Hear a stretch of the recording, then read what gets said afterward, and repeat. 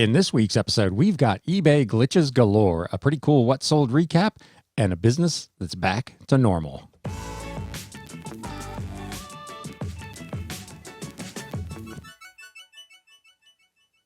What is up, Galaxians? Welcome to another episode of Galaxy CDs, Rocks, and Flips. If this is your first time here, welcome to the show. My name is Ryan, and I'm a full-time reseller, part-time YouTuber, and podcaster working out of my home here in the greater Cincinnati area, and this channel is all about the flip life.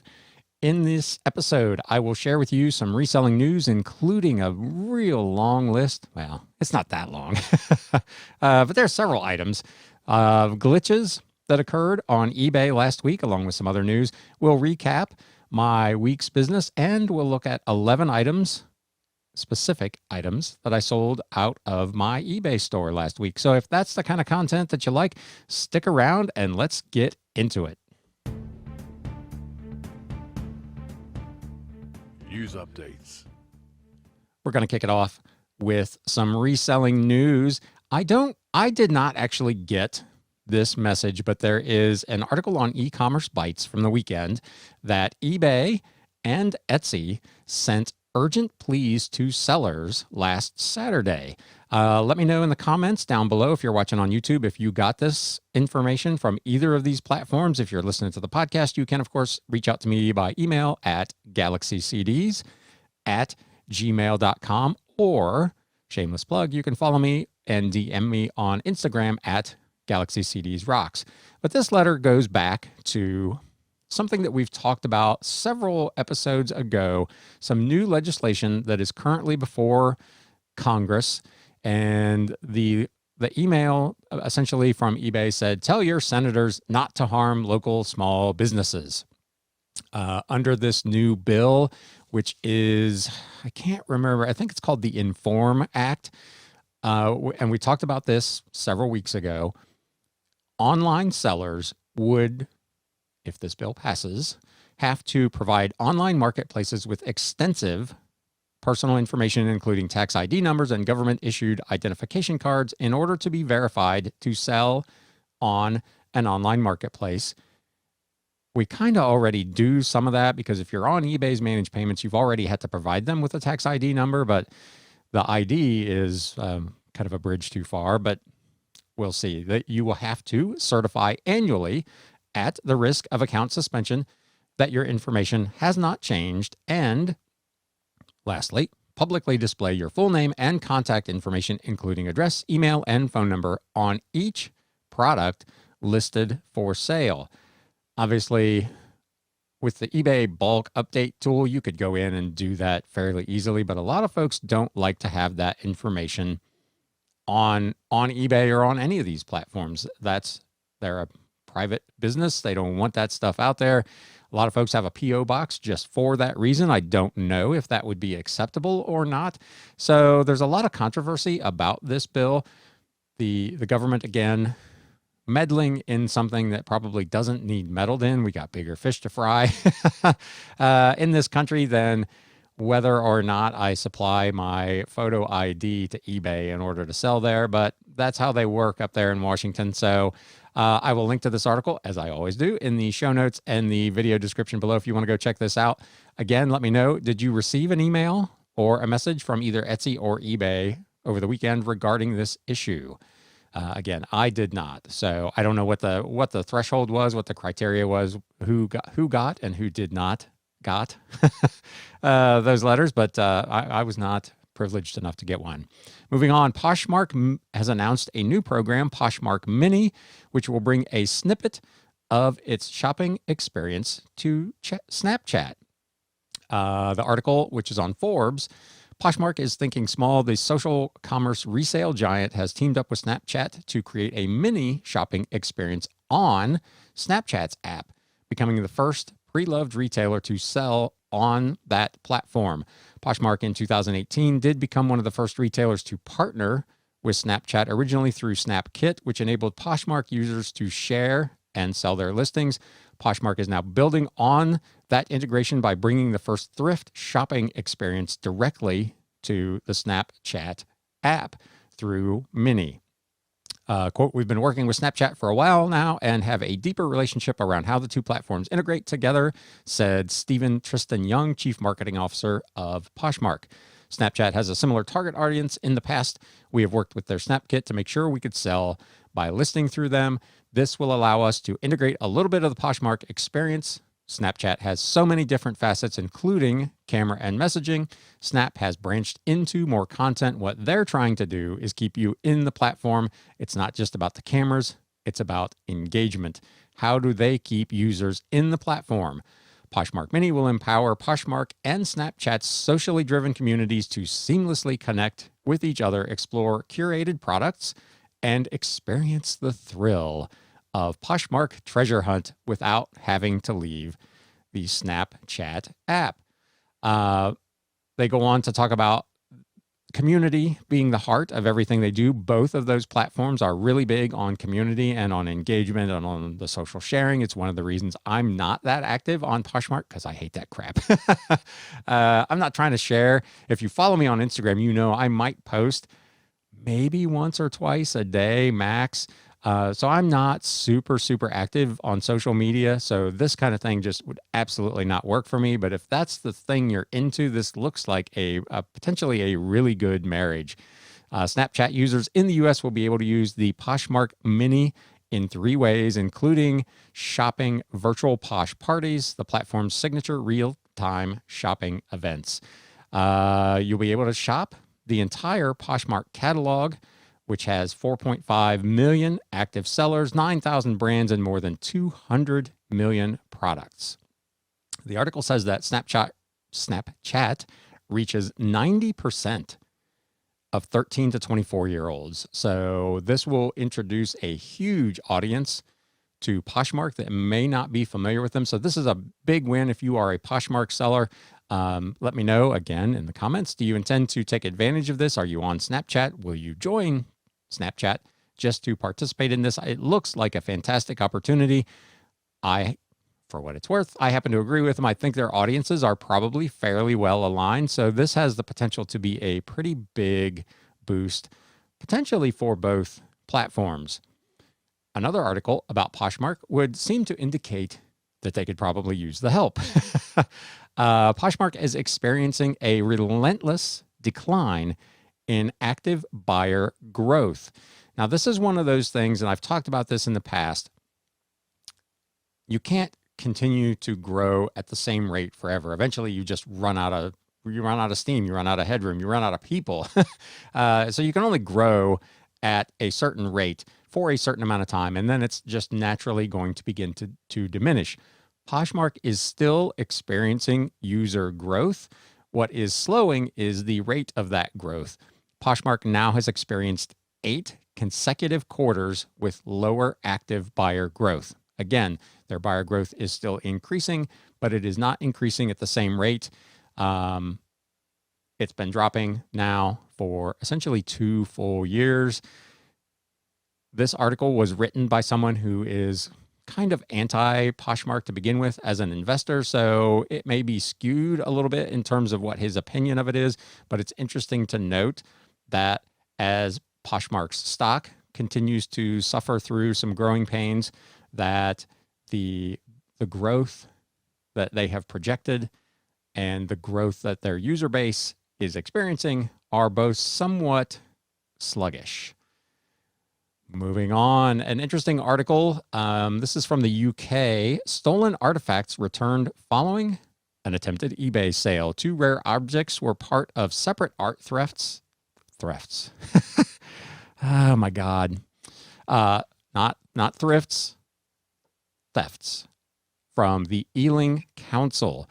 Ealing Council in London had 2 items stolen from its collection returned to them thanks to the help of members of the public, an antique dealer, and some art recovery specialists. Both items, a Wally Bird tobacco jar and the Barrister jug, were part of the council's Martinware pottery collection, which was created by the Martin brothers in their Southall pottery studio between 1873 and 1923. So this is some old stuff. There were a total of, sounds like about 30 items, maybe 40 actually, that were stolen in 2 separate incidents. And No one's ever been apprehended. No one's ever been caught. Now, a couple of these items have popped up on eBay. In the fall of 2020, a local man contacted Jonathan Oates, who is the council's archivist, to tell him that his son had spotted this Wally bird on sale on eBay for £30,000. Despite contacting the police, the council was unable to recover the item, and it was later removed from the site. However, an antique dealer was contacted by the same eBay seller, offering her the opportunity to buy the jar for £15,000.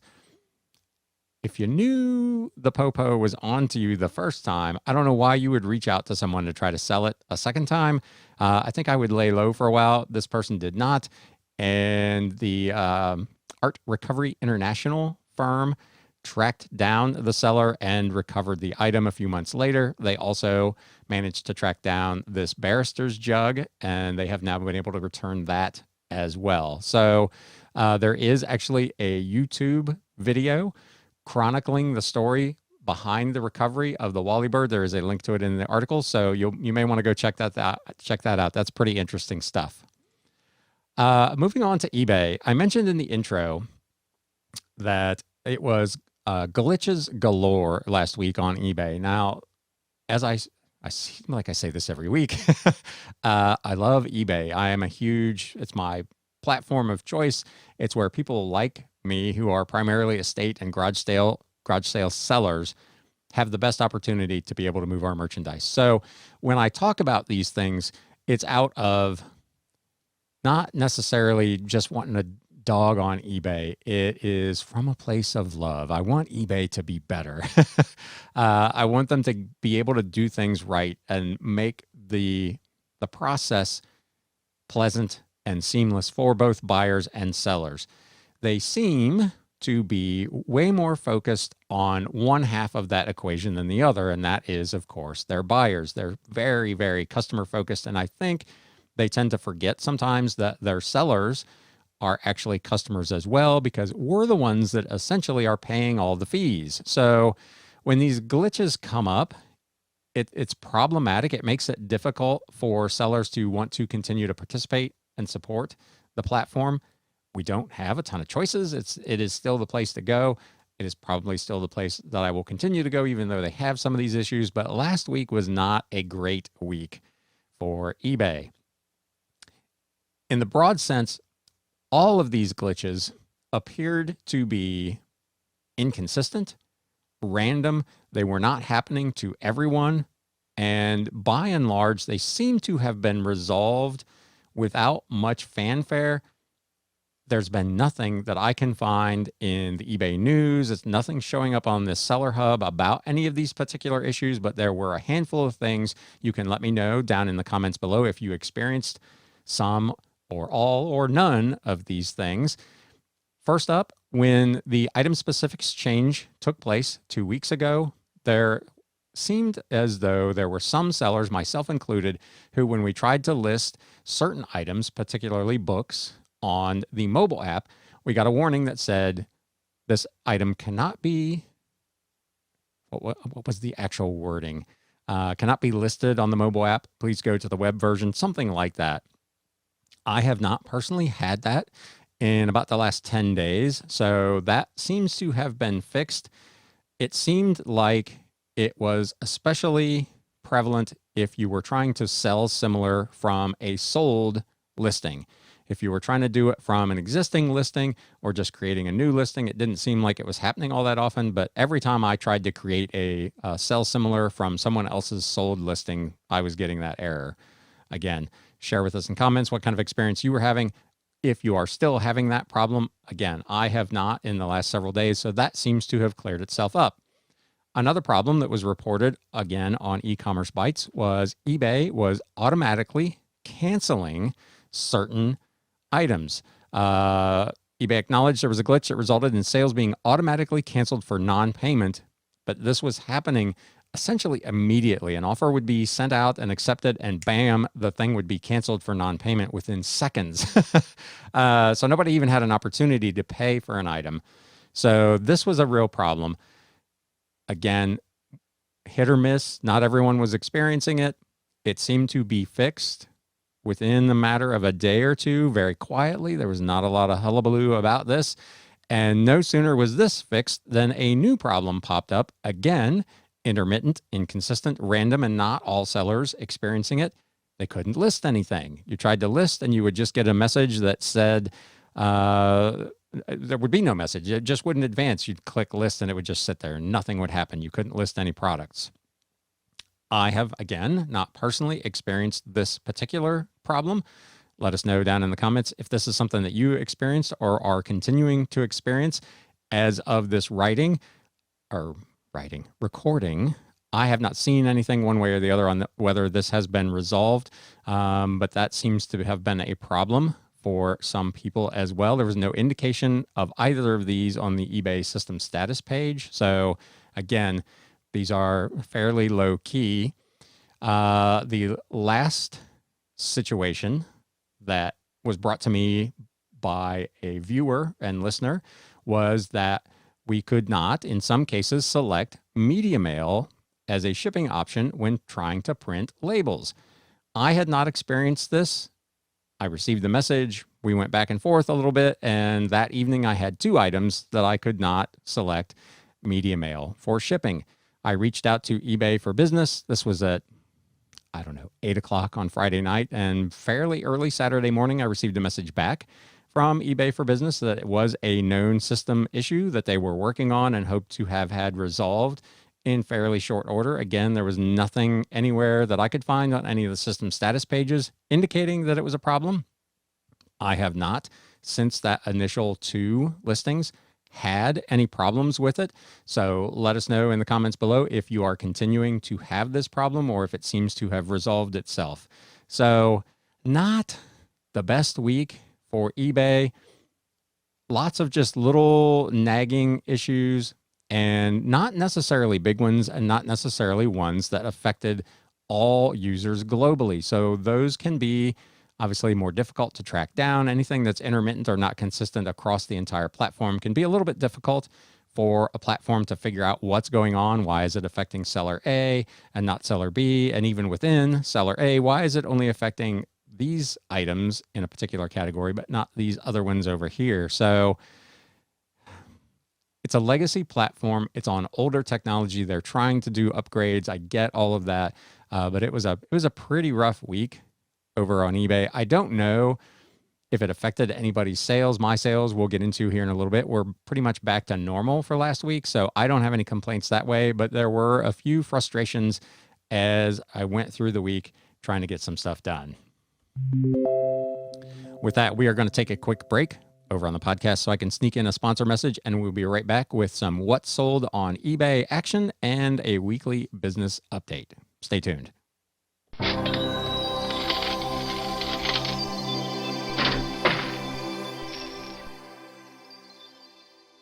All right, let's take a look at some items I sold last week. I've got, I think, 11 items this week. I go through this exercise, as most sellers do, hoping to be able to show you examples of a few things that have sold that you might want to be on the lookout for. Again, as I talk about all the time, not necessarily specific items, but maybe categories of items or types of items, series of items, as this first one will be. So just to give you a few more tools in the toolbox when you're out at estate sales or garage sales or whatever your sourcing option of choice is. This first item this week is a book. Napoleon and the Battle of Waterloo. This is a world landmark book. These were 1950s era books written for, looks like young readers, maybe middle school, early high school. Landmark books. It was a Random House production. There appear to be a ton of them. There's Landmark World books. There are at least 2 other series. I picked up a box of these, about 20 of them, at a garage sale, all from the 1950s era, all but a couple of them still including their dust jacket. If you're watching on YouTube, you can see in the photo, the dust jacket is not in pristine condition, but again, for a book that's coming up on 60, 65 years old and was a kid's book, they were in pretty good shape. I picked them up again, 20 of them for about 50 cents a piece. I've already sold several of them from anywhere from 14 to, like this one, $19.99 with free shipping. So this one all in essentially paid for all 20 of them. So anything else I sell from here on out is pure gravy. So be on the lookout for those, especially if you can get them for that kind of price. Landmark Books. The cheapest one I listed, I think, was $10. So from 50 cents to $10, even with free shipping, by the time you do the fees and everything, you're still going to make about $5 on it. From 50 cents, 10x your money. I think that's a pretty good investment. First CD of the week, The Unholy Handjob from 1995. This was on an old punk label, Alternative Tentacles. Again, not all of a particular label or a particular band stuff is going to be worth a ton of money. But if you're out and about and you see some CDs that you've never heard of, sometimes they're worth scanning or at least looking up.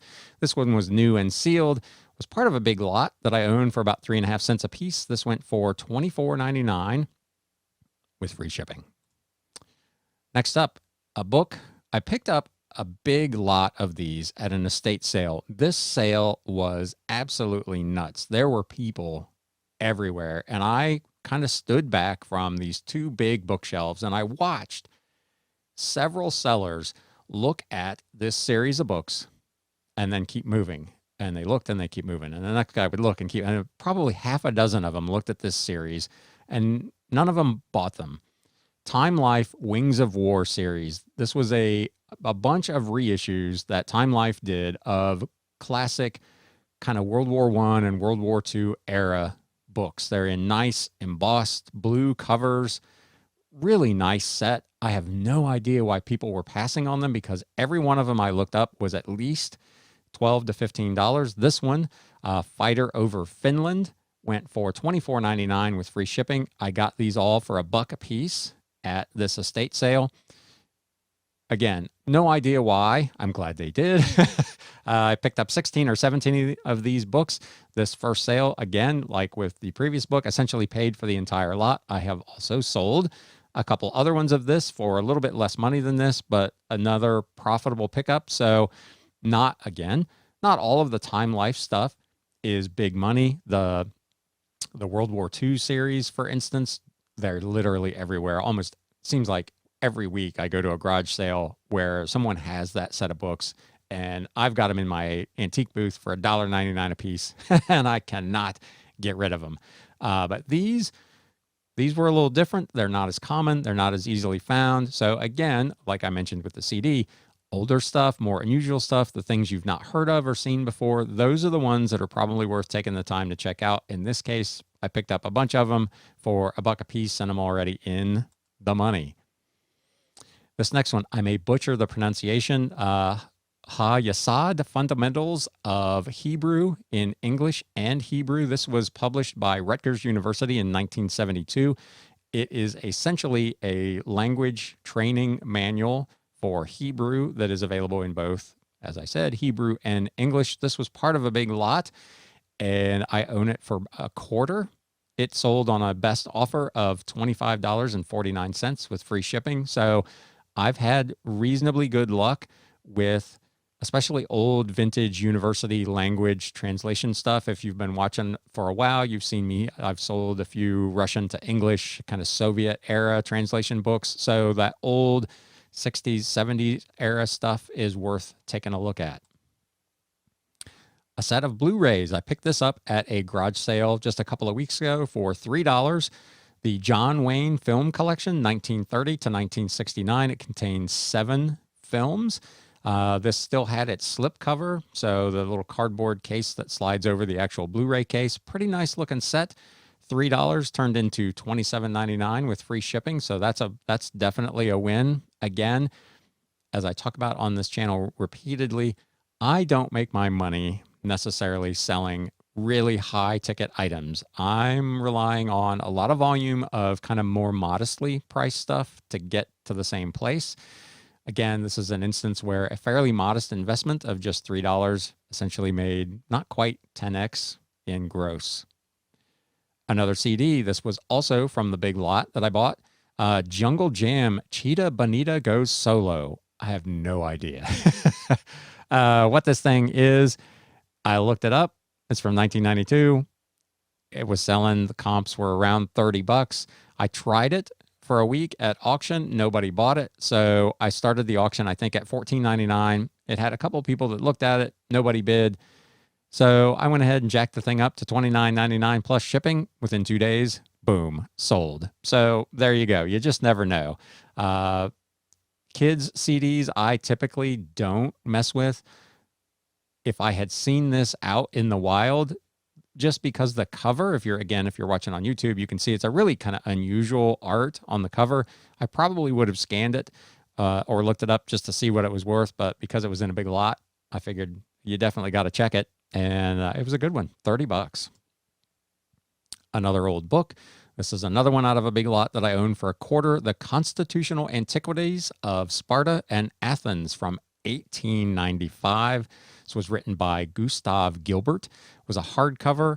Again, you can see in the photo, if you're watching on YouTube, it is not in the best of shape. This probably would have been worth maybe $60 or so if it was in better shape. As it was, there weren't a ton of them out there, so it was still fairly valuable. It brought $33.99 with free shipping. I've talked about previously, books do not necessarily have to be in perfect condition, especially older ones, 1800s era, early 1900s era, anything over 100 years old. If it's got some wear on it, as long as the pages are still all there and in reasonably good shape, you can still sell them. And in this case, essentially a 25-cent book turned into $34.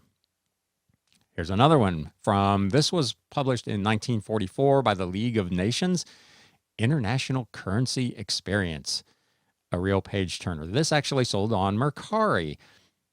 Also out of a estate sale, I own this for $1, sold for $39 with free shipping. So again, a huge return on investment, even when you throw in the media mail shipping and all that. Really nice flip. Old economics texts do reasonably well. Newer contemporary runs, not so much, but the old classic stuff like this, if you don't mind them being a little bit long tail, I've had this for nearly a year, but a dollar that turned into 40, I will wait a year for. Another book, I've shown some of these previously, From the Dreadnought to Scapa Flow. This is volume 4. These were World War I era Navy histories. I think there were maybe 6 or 8 of these in the set. It was a set that I did not get a complete set of when I bought a big lot, so I was selling them off individually. I own this also for a quarter. This went for $54.99 with free shipping. This is one I would tell you to be on the lookout for if you're in an estate sale or a garage sale or a used bookstore, and you can find any of these From the Dreadnought to Scapa Flow, whatever volume it is. I think the lowest price I got for any of these was about $35. They're worth really good money. So if you can get them for even $5, they're probably worth picking up. $54.99 with free shipping. If you're following me on Instagram, you saw me post this about 10 days ago. I was at a yard sale fairly early. It was one of the first things I picked up. A genuine HP ink, the CE505D05A for a laser printer. This was a sealed new in box 2-pack of toner for a laser printer. I picked this up for $2 whole. It sold for $79.99 plus customer paid shipping. Sales on this were kind of all over the place. $80 looked to be about the number. There were a few that had sold for quite a bit more, and there were several that had sold for quite a bit less. I probably could have held out for a little more money, but I wanted to do a quick flip. I only had $2 in it, so I listed mine kind of at the low end of what was currently listed, and it literally sold within probably 6 hours at full price, $79.99 plus shipping from a $2 initial investment. And now, your flip of the week. This is probably something you're not likely to find too often at estate sales. You'll find a lot of cheap versions of these kind of things, but to find a nice set of these is pretty unusual. This is from a sim racing rig. This is a Fanatic CSR Elite set of pedals. They work with a PC, with Xbox, with PlayStation. I don't know if they work with the current generation. I assume that they do, since this was compatible with PC and it's compatible with a whole range of Fanatec wheels. Fanatec is a German-based sim racing manufacturer. They make tons of really, really high-end equipment. I found this at an estate sale for $15. It sold at an auction for $187.50 plus customer paid shipping. So really, really nice flip. Again, I don't know that it's something you're likely to find at a sale. Most of the people who are into sim racing, they're going to sell it within one of their groups of sim racers. If they upgrade their equipment, they probably know somebody who's looking for one of these. But if you happen to see any Fanatec or the Logitech, like the G29, the G27 wheels out there, or the pedals for those can command pretty decent money. This thing, obviously, it got 18 bids. I think it had nearly 30 people watching it at one point. I started it at $99.99. It quickly got bids and went up to about $139. Then, of course, it stayed pretty static until right up near the bidder end when it jumped. My phone was just pinging like crazy as people were bidding on this, and it closed at $187.50 plus shipping. Shipped at UPS ground. The customer's already got it, already got feedback. It's golden. I'm always hesitant. I've talked about this before. With big, fairly expensive electronic items, it worked for me. Is it going to work for them? This guy was thrilled. He loves it. He's very happy with it. So it's all good. So that's your flip of the week.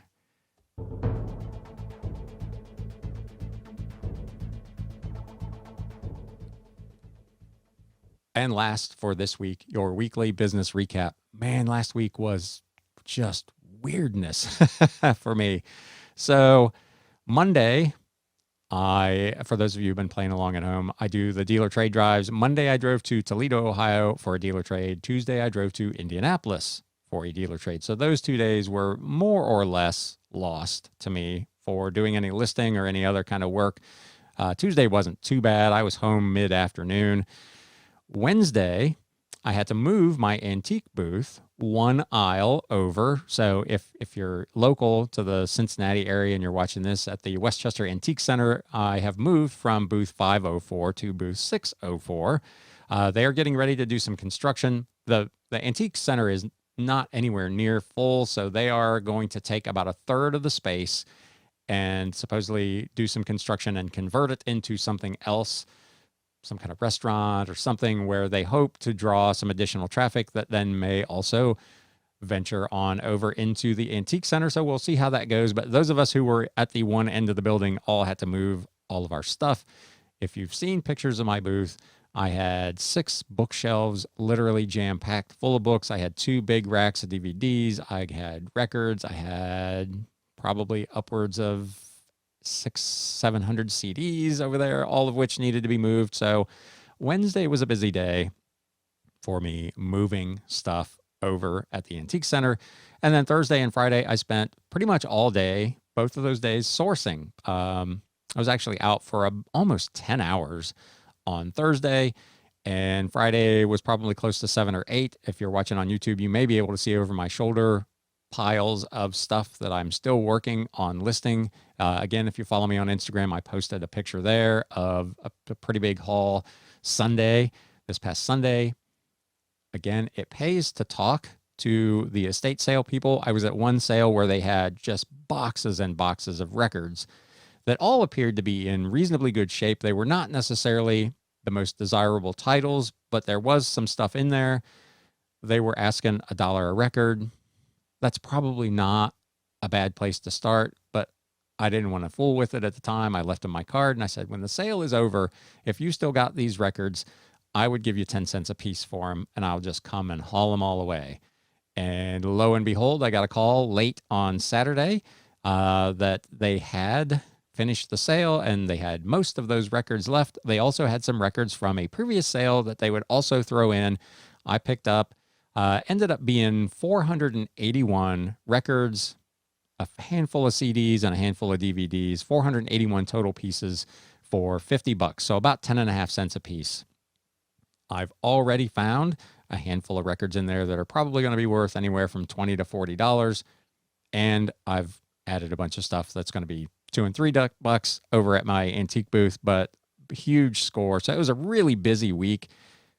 All of that to say, I didn't get very many listings done last week. I only managed to do, this is almost embarrassing to say, 30 listings for the entire week last week. As I record this, I've done that many today. So next week's number will look a little better, but last week, pretty bad. 30 new listings, which took my total on eBay to 6,477, which was a net decrease of 46 listings from the week before. I did 76 sales last week on the various platforms. Over on Mercari, I did list 34 items. The 30 that I listed on eBay plus 4 ended auctions that I also transferred over there. That took my total to 2593, which was a net loss of 11 listings over on Mercari.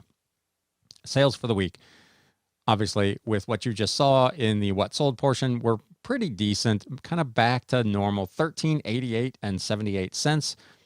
Again, spread over a few places. Primarily, though, this week it was eBay. Bonanza, $4.49. I sold one cheap CD over on Bonanza, but it's $4.50 I didn't have before.